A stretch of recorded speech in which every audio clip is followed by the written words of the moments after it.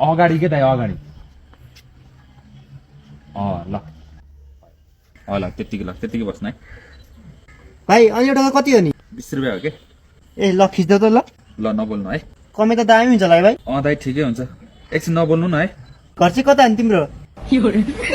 ए दाइ चेताइरहेको कि अब फोटो खिच्नु न पहिला यार ल ल भाइ ल खिचौँ त नि यस्तो होइन अँ अनि तिमीले बिहा गरे होइन भाइ ए दाइ तपाईँलाई बिहे गरेन नगरेन के मतलब भन्यो कि पोजिदिनु खुरुखुरु ल भाइ ल कति भनेर एउटाको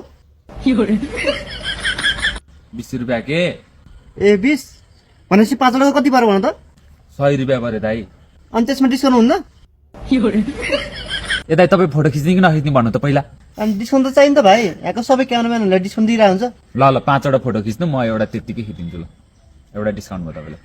ल कस्तो रे भाइ यस्तो होइन ल ए भनेपछि भाइको कमाइ राम्रो हुन्छ है